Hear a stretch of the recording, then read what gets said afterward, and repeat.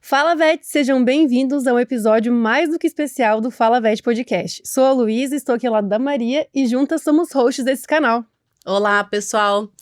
Hoje, o nosso convidado é o professor Felipe Volk. O professor Felipe Volk fez medicina veterinária na Universidade Federal do Paraná em 1977.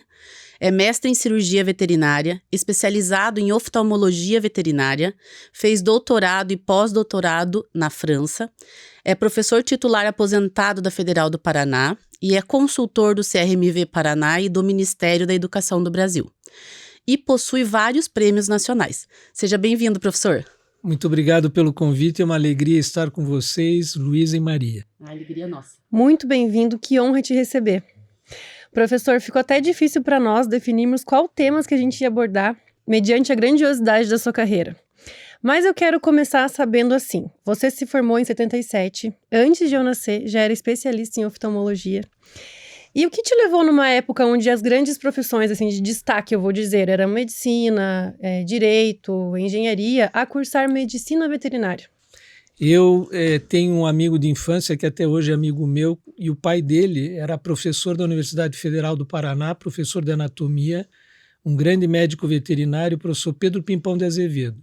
Mas, além disso, ele tinha na própria casa, isso era algo que acontecia naquele tempo, a sua clínica de cães e gatos.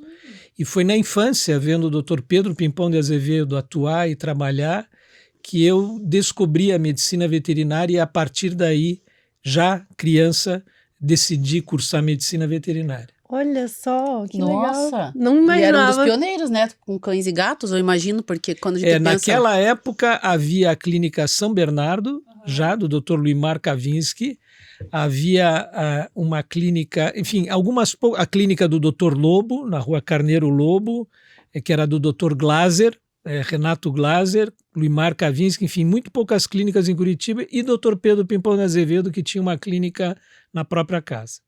Mas você foi da primeira turma da Federal? Não. A Federal é bastante antiga, tem mais de 100 anos o curso. Não, longe disso. Entendi. Não sei, que a Federal, ela incorporou aquela faculdade estadual, né? Que em 1931 que foi feita a primeira turma de medicina veterinária do Paraná. E na realidade assim, a Universidade Federal do Paraná, como curso de medicina veterinária, é um dos mais antigos do Brasil. Isso. Eu sei que quando houve a nova reforma ali em 70, acho que 71, que o professor Kavinsky é o primeiro. Da primeira turma, eu acho. Então é isso. Uma das primeiras turmas ali. Depois dessa alteração. A história é um pouquinho mais complexa que isso, mas tá bem. Vamos ficar assim, sou bastante antigo. Sim. E como você foi parar na França? Bem, aí é uma outra história. Eu, por parte de mãe, tenho ascendência francesa e estudei francês, dominava essa língua. Mas quando eu decidi fazer pós-graduação, depois do mestrado, porque eu fui para a França para fazer o doutorado, na seleção da CAPES, eu apliquei também para os Estados Unidos. Eu fiz o TOEFL, eu tinha um TOEFL suficiente, mas por influência cultural familiar, e não me arrependo nem um pouco, eu decidi ir para a França, mais especificamente para Toulouse. Depois eu retornei para a França por ocasião do pós-doutorado, e depois, num terceiro período, onde eu pedi afastamento não remunerado da universidade, eu fui trabalhar na França. Eu trabalhei para um laboratório farmacêutico, na época Roussel-Claff, na experimentação animal, e foi uma experiência única, porque nessa ocasião, semeando protocolos de investigação, eu percorri mais de 40 países no mundo. Então isso me trouxe uma amplitude cultural, não apenas da profissão, muito grande. Eu agradeço muito. Esse foi um período rico. Durante 20 meses eu trabalhei nessa empresa e depois retornei para a universidade. Então, somando todos os períodos da minha vida na França, são mais de 8 anos. Estudando e trabalhando. Pois é, numa época que não era tão fácil assim ir, né? Agora, hoje é tudo muito mais conectado. É verdade. E o senhor, quando pensou só em fazer o doutorado e voltar? Porque eu tinha o compromisso com a universidade. Na realidade, quando eu fui fazer o doutorado, eu fui já como docente da universidade e esse era um compromisso formal, sim, voltar como voltei para lecionar na universidade. Então, já a dedicação era para ser professor. Exatamente. Legal.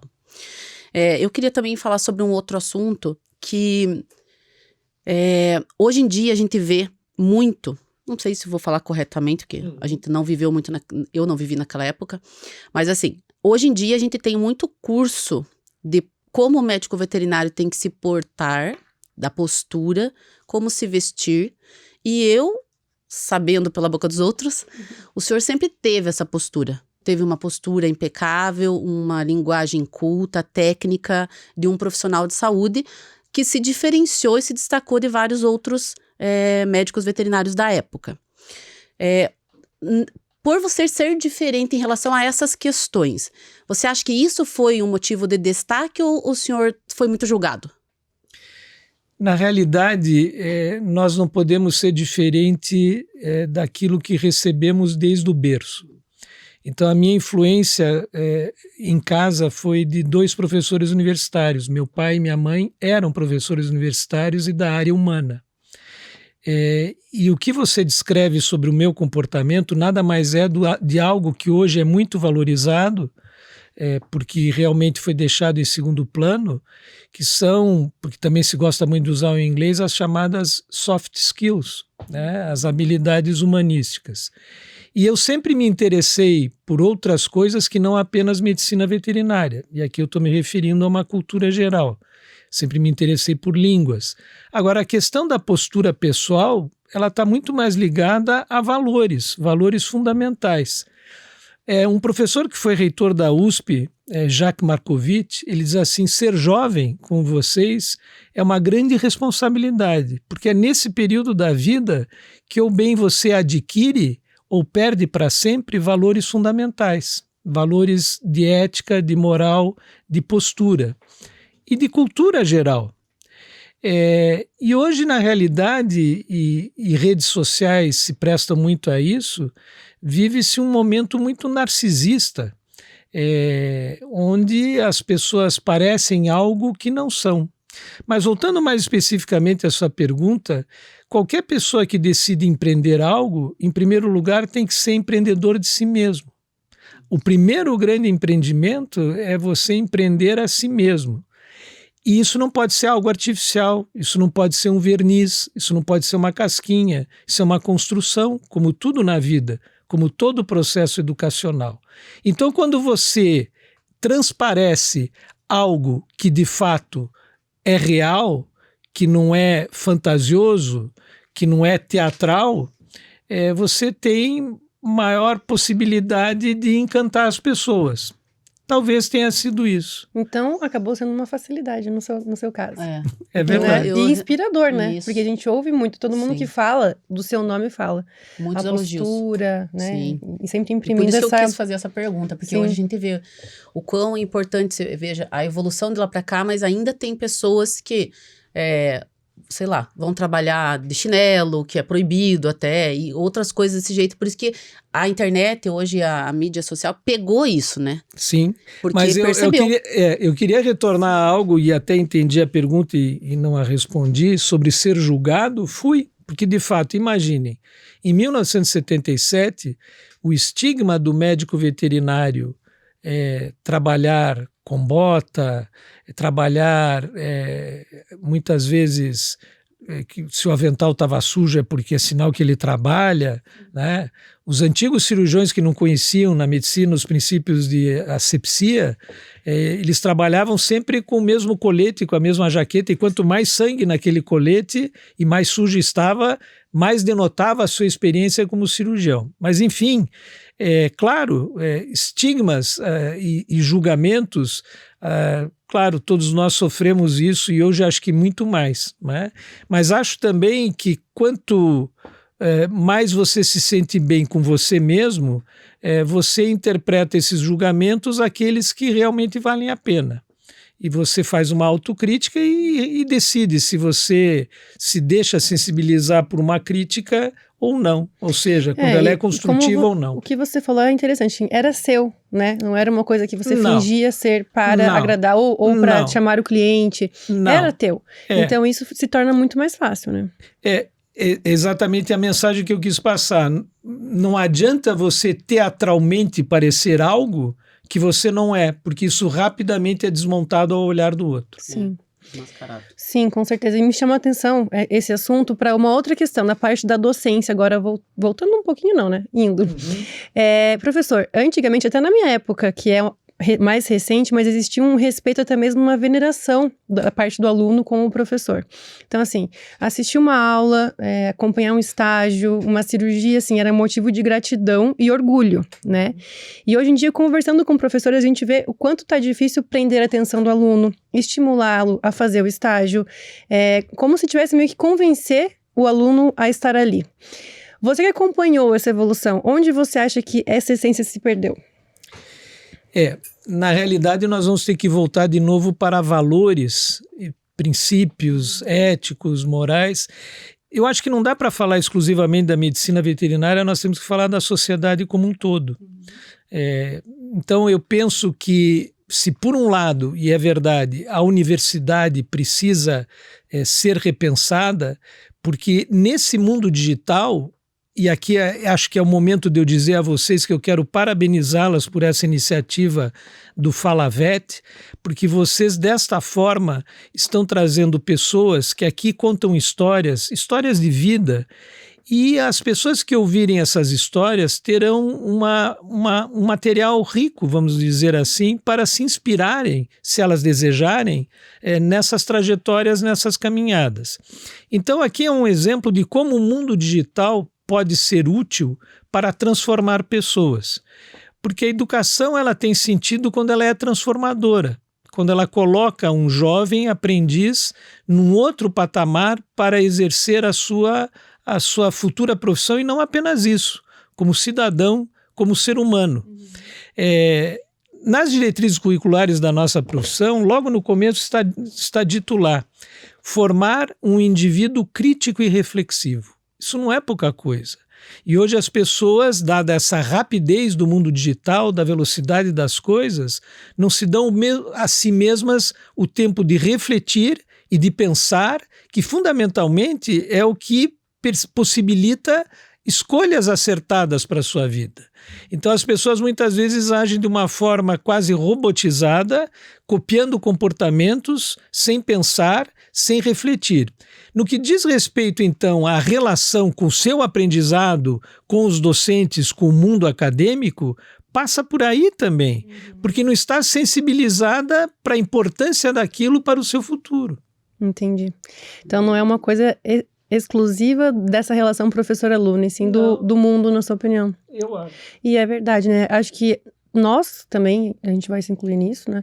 Estamos mais imediatistas, né? Sim. Então, a gente quer tudo a resposta na hora. Então, o aprendizado vem e você já... Por isso que há pouco, quando eu falei da própria construção da minha trajetória, não se pode abortar etapas. Tudo é uma construção. E realmente o imediatismo, buscar resultados a curto prazo, isso toca muito o financeiro, né? E o que eu costumo dizer é busque prestar um serviço de qualidade. A recompensa financeira virá em consequência. Agora, se você colocar o cifrão na frente da prestação do serviço, isso não vai longe. É verdade. Então, talvez o senhor acha que o método de demonstrar os conteúdos tem que ser um pouco diferente do Sem que dúvida, tá mas eu agora? acho que as grandes universidades estão atentas a isso. Isso não quer dizer que o ensino à distância deva prevalecer. Eu brinco, né? Se você quer transformar pessoas, é isso que nós estamos fazendo aqui nesse momento. Estamos conversando e o ensino sem distância é o que deve prevalecer, porque nós aprendemos pela emoção, com o emocional. E sem a presença física, sem a proximidade, esse encantamento e essa possibilidade de inspirar pessoas pela emoção, ela não está numa tela do computador, né? Então, sem dúvida, e outra, o que mais educa é o exemplo. Eu costumo dizer que o exemplo arrasta. Então, muito mais do que uma técnica cirúrgica, é uma postura profissional em relação ao cliente, ao paciente, ao animal, o processo de tomada de decisão, a boa indicação operatória, enfim. São essas questões que o jovem deve ter a possibilidade de conviver e de estar perto e de criticamente e reflexivamente, mais uma vez, formar a sua opinião. Mas para isso ele tem que ter um docente que permita esse diálogo, que não seja apenas uma aula magistral, como você dizia, uma admiração, um ato cirúrgico hermético que não permita a troca de experiências. Não, tudo isso mudou ao longo do tempo e deverá mudar muito mais, porque as relações são mais fluidas também nesse sentido. Bom, eu e a Luísa, a gente recebeu o seu livro. A gente gostaria de agradecer. Muito obrigada, incrível. A gente já tinha lido o seu artigo publicado no Conselho Federal sobre a demografia veterinária. Então, o nome do seu livro é Demografia Veterinária do Brasil. A gente conversou até com o professor Roberto aqui sobre alguns dados desse artigo. Como que surgiu a ideia desse livro?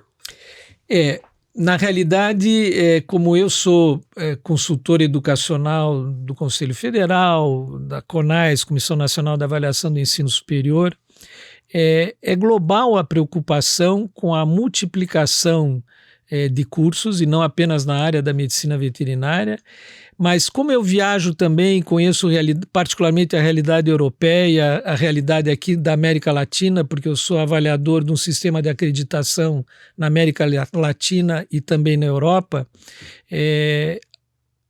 No continente europeu, foi o trabalho que me inspirou, foi publicado um estudo sobre a demografia médico-veterinária europeia. A Federação Europeia de Médicos Veterinária fez esse trabalho. E, concretamente, foi esse estudo que me inspirou, porque lá, com uma relação que é 3 vezes menor do que nós descobrimos que é no Brasil, eles estão fortemente preocupados com esse aumento da concentração de médicos veterinários por habitante, e também relacionado ao PIB dos países. Então, por qualquer relação que nós façamos, mais uma vez, nós não apenas somos campeões mundiais em cursos de medicina veterinária, nós temos mais da metade dos cursos do mundo, e é por isso que eu digo, e não quero perder essa oportunidade aqui nesse espaço, e isso também é um problema ético e moral. Na minha opinião, boa parte de quem ensina deveria ainda estar aprendendo, no caso brasileiro. E não apenas no caso brasileiro. Mas, além disso, da questão dos cursos, nós estamos colocando no mercado de trabalho um número muito grande de profissionais e com uma formação questionável, vamos dizer assim.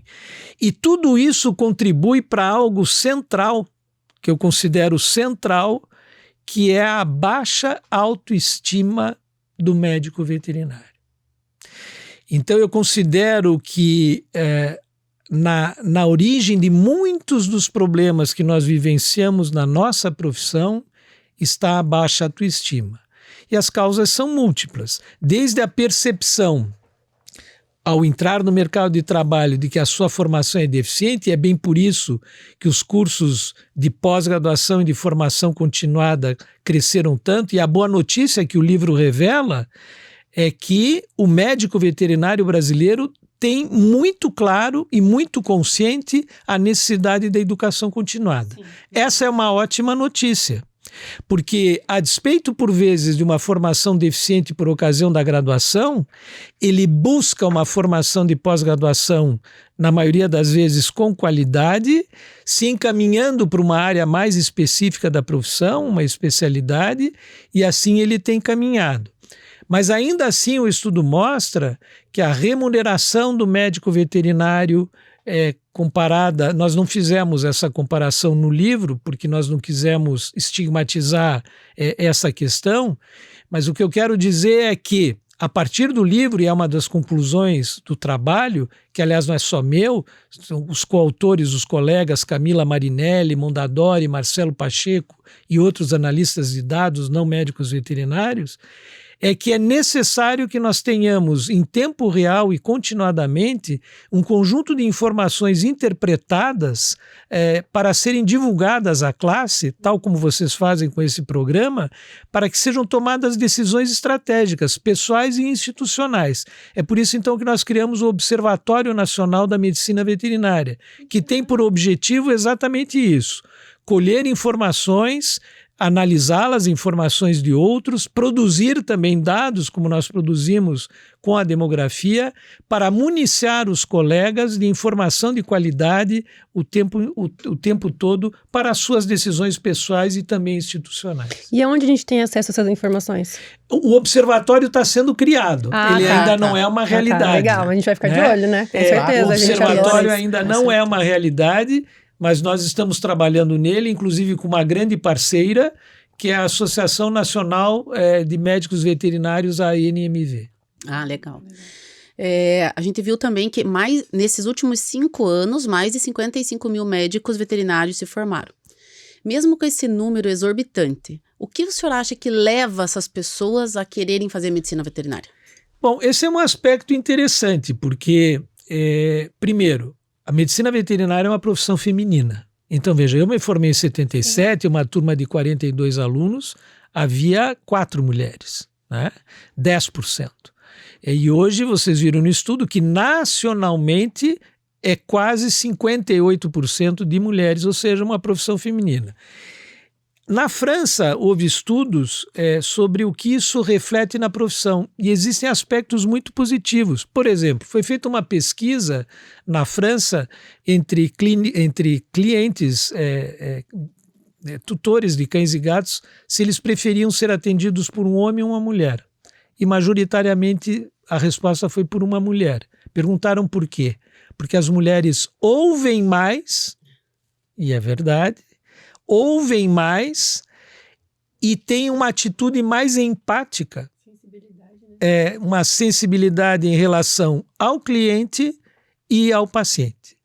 Então, eu acho que a feminilização da medicina veterinária trouxe toda essa sensibilidade feminina e esse olhar feminino para a profissão, que não é apenas, a gente fala sempre dos animais de companhia, mas a maior especialista em fisiopatologia mamária de vacas na Alemanha é uma mulher.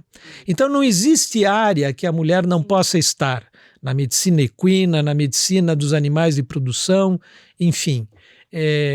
Esse é um aspecto muito interessante da medicina veterinária, a mudança que houve pela presença majoritária da mulher. Até para a ortopedia, né? Que antigamente eram mais homens, agora a gente vê a quantidade de estagiárias. Não, mas essa é uma ideia, desculpe, equivocada, que surgiu na medicina, que o ortopedista tem que ser praticamente um halterofilista. É isso aí. Quando na realidade você tem equipamentos que fazem o papel da força, né? Ou se dizer, imagine uma mulher fazer um toque retal numa égua. Se você não tem a altura, e hoje os jovens cresceram muito, você é mais alta do que eu, já percebi eu chegar, sobe num banquinho. O banquinho tá aí pra isso, né? Uma coisa tão lá atrás. Então, os estigmas, mais uma vez, e é inegável. Nós vivemos ainda, o Brasil é um país machista. Né? Eu também acho. Eu acho. Né? Eu também acho. O latino, de maneira geral, tem esse comportamento. Graças a Deus está mudando. Né? Sim, eu não sou aquela feminista, mas realmente, assim, se você olhar friamente, nós vivemos num país machista. Não, veja, vamos falar de dados, porque sempre que a gente fala de questões que não estão estribadas em dados, em análise, vamos pegar a questão do salário. E não apenas na medicina veterinária. Para funções equivalentes, a tendência é que a mulher ganhe menos do que o homem. Esse é um dado concreto, fato, né? Que é um fato, um dado que foge enfim, é concreto. Sim. E, assim, falando mais um pouquinho do livro, eu queria saber de você, eu vou fazer uma introdução ao que eu quero falar. Nós observamos que os veterinários abaixo de 29 anos estão insatisfeitos com a profissão, porém, eles falaram que saíram satisfeitos da graduação, mas que a parte prática foi insuficiente. Né? E a gente vê hoje que o sistema educacional está mudando, como já falamos aqui também. Então, hoje em dia, fiquei sabendo recentemente de um sistema híbrido, onde o aluno fica a semana inteira no online e vai só sábado para aula presencial fazer as práticas. E assim, eu queria saber, professor, na sua opinião, você acha que deveriam se diminuir as aulas teóricas e aumentar as práticas, ou voltar a ser integral, porque hoje em dia a grande maioria não é, algumas exceções, né? Federal, não sei se a sua lá ainda é. Quando eu me formei em 2015, era a minha integral. não era, a minha era meio período, Agora, mas... lhe interrompendo, veja que no próprio estudo, a maioria disse que o curso deveria ser integral. Isso. Então, na própria exatamente, pesquisa, né? Então, é claro que quando você faz uma pesquisa dessa ordem, propositalmente existem técnicas para você fazer diferentes perguntas para, de fato, fazer emergir o essencial. Realmente é uma contradição. Total. Tá satisfeito com o curso, mas, de fato, a maioria dos cursos de medicina veterinária, não só no Brasil, no mundo, carecem do aprender fazendo. E a nossa profissão é essencialmente isso, aprender fazendo.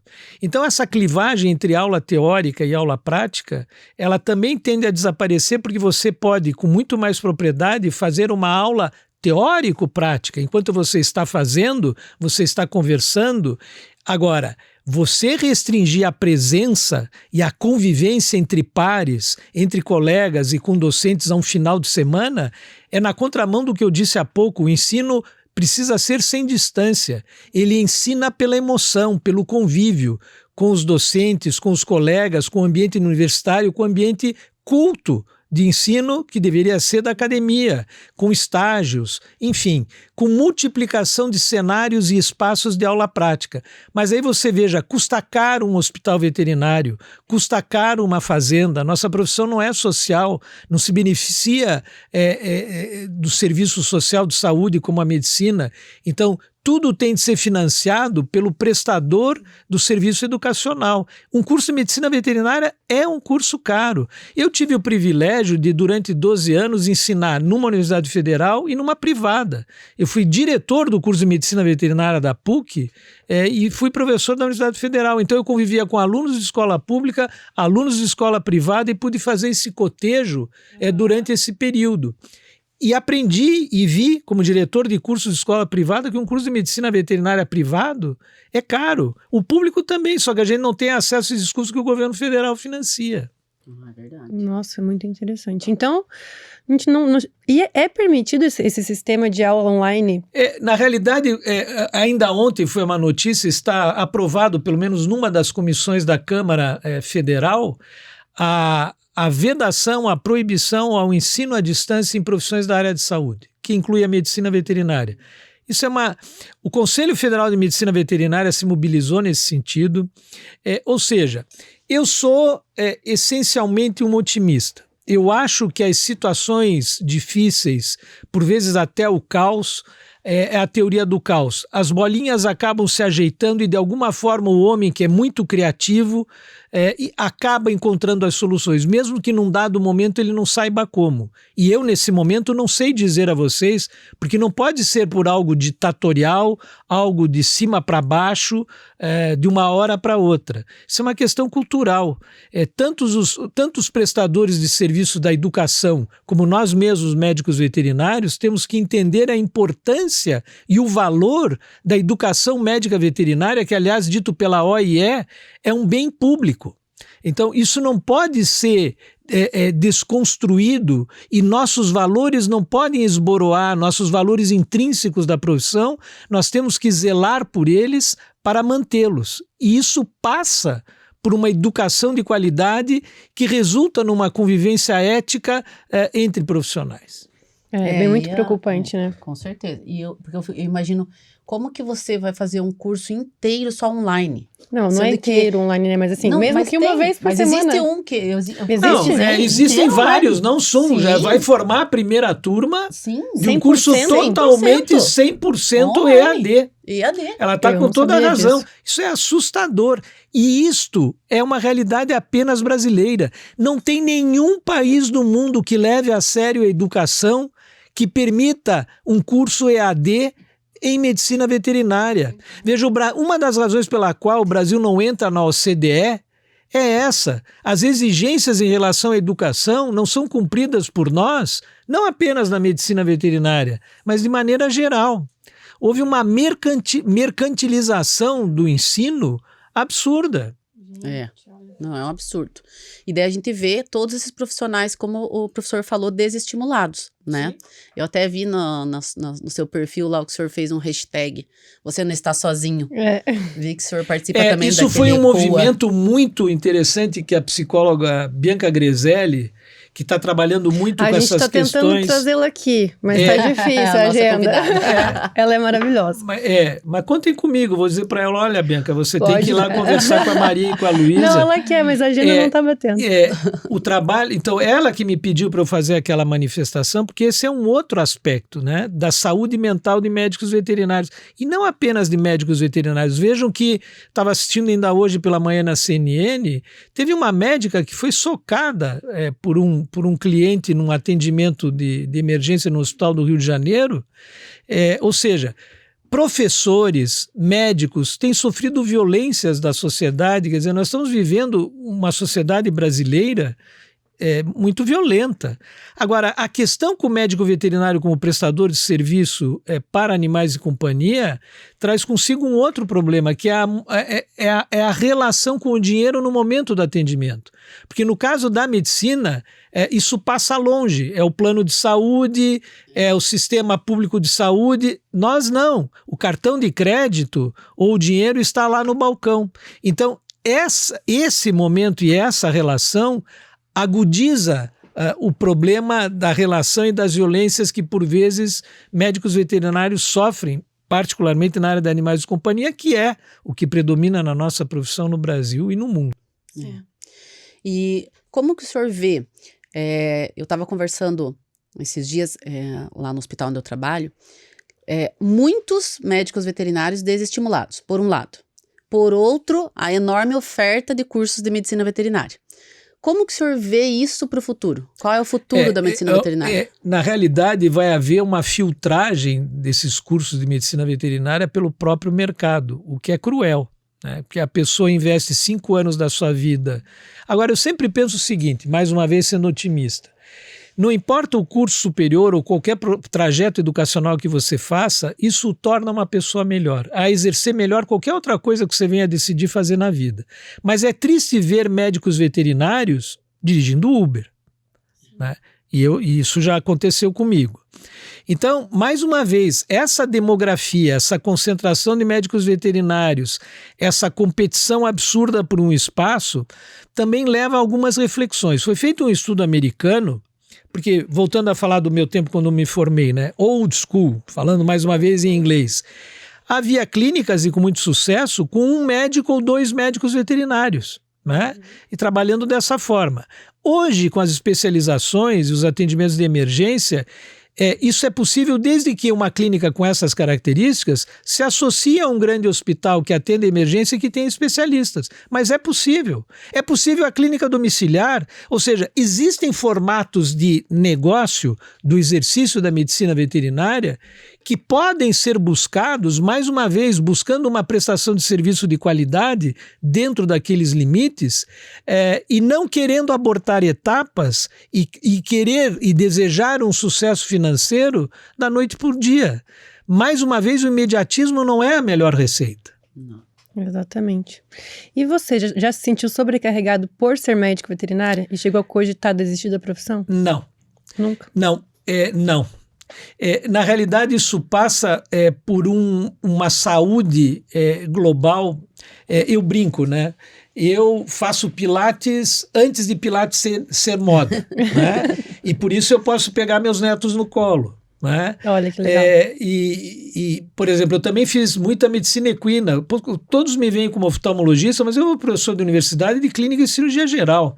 Minha tese de mestrado foi cirurgia torácica em cavalo, em 1980, quando não se fazia cirurgia abdominal aqui em cavalo no Brasil. Olha. Então eu fiz lobectomia pulmonar, pericardiostomia. Agora, algo muito importante que eu queria registrar aqui. Na minha trajetória, eu sempre procurei me aproximar de grandes mentores, de pessoas que sabiam muito mais do que eu, que tinham muito mais experiência. Então eu, na graduação, tive meu grande mestre, primeiro Pedro Pimpão, que eu já mencionei, depois na cirurgia, professor Silvio Bove. No meu mestrado, professor Ney Luiz Pipe. E foi com ele que eu fiz cirurgia torácica em cavalo, como eu acabei de descrever. Depois, no meu doutorado, na França, eu tive o professor André Casier, e na oftalmologia, meu grande mestre na França, professor Francis Lescure.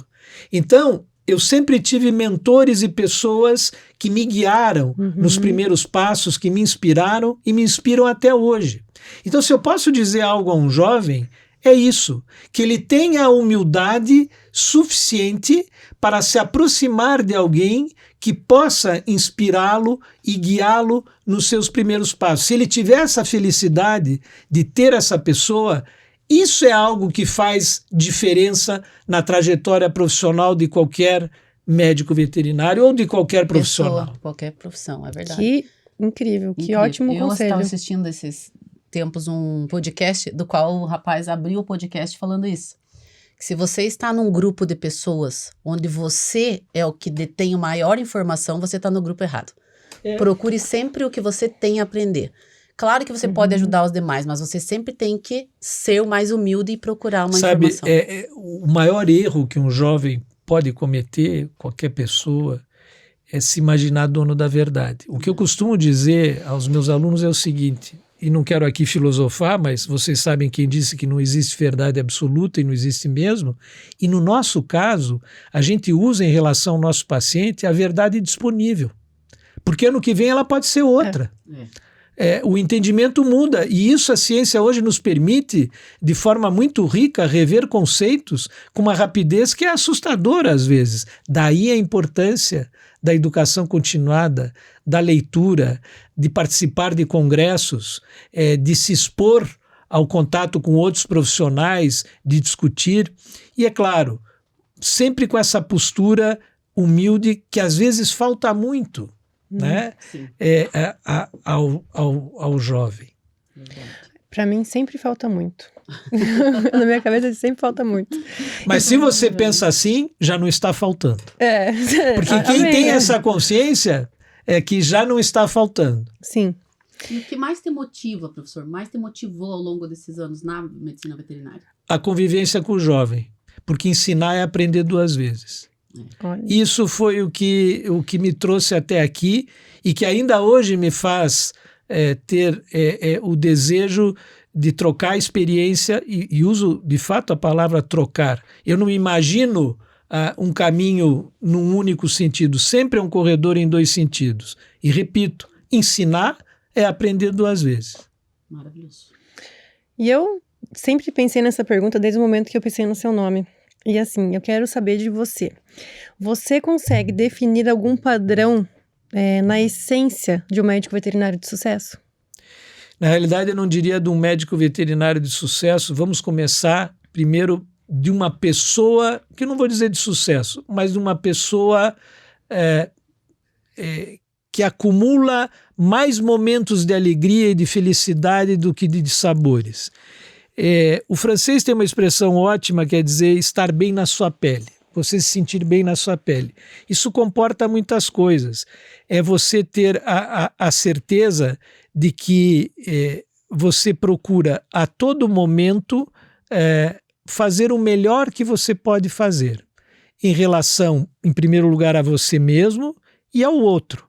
É claro que isso não é muito fácil. Há pouco eu disse a vocês que algo que faz com que a gente tenha uma vida um pouco mais difícil é querer mudar o outro. Depois que você consegue imaginar que isso não é possível, que o outro muda se ele quiser, a vida também começa a ficar melhor. Então esse equilíbrio global de se sentir bem na sua pele, de ter saúde, de buscar ter uma vida na medida do possível, em todos os aspectos equilibrada, te torna uma pessoa capaz de exercer a sua profissão com paixão. Então, na realidade, a paixão por uma profissão vem do fato de você perceber que você consegue ajudar os seus pacientes, ajudar as pessoas continuamente e cada vez melhor. Então, essa motivação não é única, essa motivação é um fio condutor ao longo do tempo. Porque você precisa, a cada dia que você se levanta, seja para a vida, seja para a tua vida profissional, encontrar esse motivo. E esse motivo é dado, mais uma vez, pela eficiência do seu trabalho, pela relação com as pessoas, pelo retorno que você recebe das pessoas em relação àquilo que você faz. Aliás, esse é o ganho não financeiro de maior ordem que você pode ter, que é você receber essa apreciação a partir das pessoas com quem você se relaciona e dos pacientes que você trata. Aliás, falando deles, recebi deles enormes lições de vida. exemplos de dignidade na dor, exemplos de amor, exemplos de... Porque eu dizia há pouco ao Júlio, que nos recebe aqui no estúdio dele, que cães, gatos e cavalos, isso é a ciência que mostra, né? Perdem rapidamente a carga instintual e adquirem comportamentos das pessoas com quem eles convivem. Veja uma ecoterapia. Veja o que um equino faz num processo de ecoterapia em relação a um ser humano que precisa de mais ajuda e que ele se vê como animal capaz de ajudar. Quando você vê um cavalo se ajoelhar diante de uma criança autista numa clínica de ecoterapia, não tem como não se encantar e se sensibilizar com isso. Então eu quero dizer também que eu recebi ao longo de toda essa já longa carreira muito ensinamento dos meus pacientes. Nossa, que aula, incrível. Muito inspirador. E vamos começar nosso quiz. Vamos? Vou começar então. Professor, qual a sua história mais engraçada relacionada à medicina veterinária? Já riu antes, assim, não é bom. Você sabe que há pouco eu disse que, quando nós conversávamos fora do ar, que eu fui um professor muito exigente, mas acredito que, ao mesmo tempo, amoroso, porque até hoje encontro meus ex-alunos que agradecem o fato de eu ter colocado limites, enfim. E minhas provas também sempre eram discursivas, né?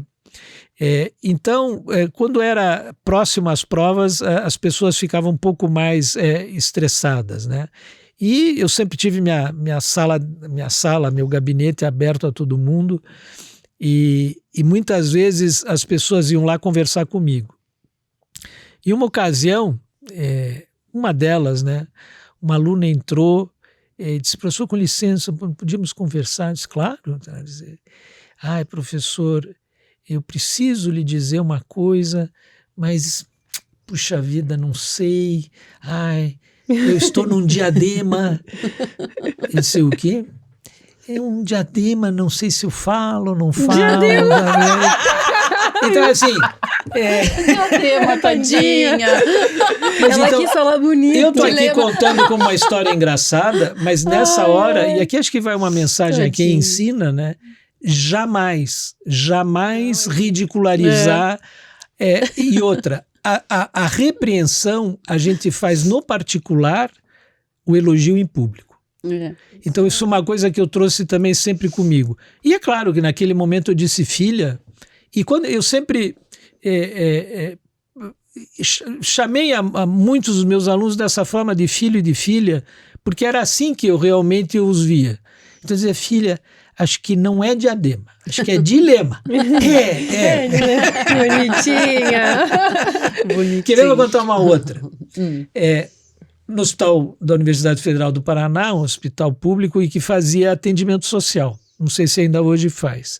Mas uma das coisas, não engraçadas, mas que mais me tocou, eu atendi um cão de um morador de rua, fiz um ato cirúrgico, esse animal ficou bem. Passados 2 meses, eu não me lembrava mais nem do cão, nem do morador de rua, ele aparece na recepção e a secretária me diz: alguém quer conversar com o senhor. Ele chegou com um rolo de fumo e um papel de fumo de corda e um papel... Se o senhor fuma? Eu disse: não. Ah, mas cigarrinho de palha é bom. O senhor não quer que eu lhe... Ele me trouxe cigarro de palha para me fazer um agrado. Como ele conseguia te presentear, né? Então veja que esses momentos na profissão também...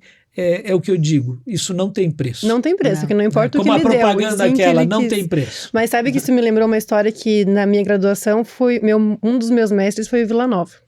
E, nossa, Vila Nova foi meu aluno, e é um ser humano cuja marca é a sensibilidade. Exatamente. E numa dessas, eu estava no meu estágio curricular e mandei um e-mail para ele: professor, eu estou muito ansiosa com você.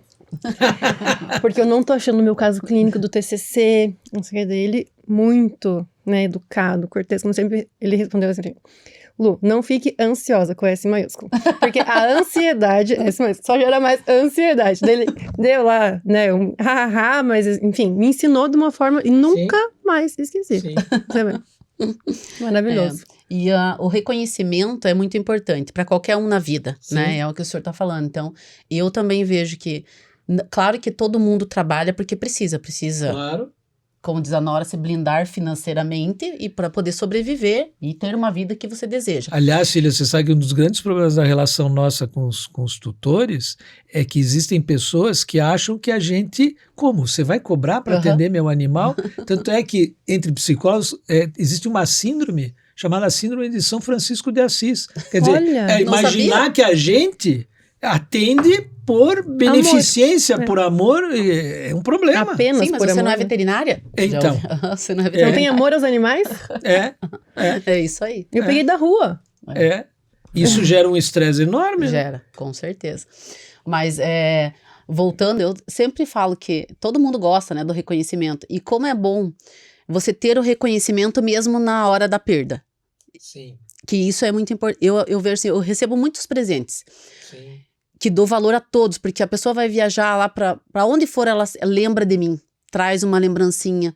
Mas quando você faz o possível para aquele paciente e ele mesmo assim morre, e a pessoa ainda vem, faz uma declaração, vem conversar com você, agradecer pelo que você fez, isso para mim é o mais importante. Porque a gente tá ali para ajudar. Eu sempre digo, eu estou aqui para tentar ajudar, curar de alguma forma, mas pode ser que não dê certo, porque não depende só de mim. Não depende só de mim, né? E mesmo assim, a gente fazendo de tudo, ainda a gente perde os pacientes, e como é bom o tutor reconhecer a gente nesse momento também. É bem importante. Sem dúvida. E se isso acontece com você, é porque você sente a dor do outro. Você se coloca a todo momento no lugar do outro. Isso é empatia. Então, se colocar no lugar do outro é um exercício diário que nós devemos fazer. Isso mesmo, porque às vezes a gente levanta com o pé esquerdo, vamos pensar. Mas deixa o pé esquerdo em casa e vai com os dois direitos, isso então, aí para o que eu digo, trabalho. porque se você for assim, não adianta. Você tem que pensar no que a pessoa está sofrendo. É verdade. Bom, hoje eu vou fazer mais uma pergunta aqui do quiz. Pela primeira vez, nós vamos fazer essa pergunta para quem já foi a resposta da nossa pergunta. É verdade. É Verdade. Eu tô Você veja muito, como nós muito somos ansiosa chique por essa hoje. resposta também. Que é um nome que te inspira na medicina veterinária. Ney Luiz Pipe, que além de ter sido meu orientador no mestrado, é um dos meus melhores amigos até hoje. Que legal. Incrível. E para você, professor, a medicina veterinária em uma palavra? A profissão mais tentacular que existe. Olha, incrível. E é mesmo. Porque nós fazemos medicina animal, medicina humana e medicina do ambiente.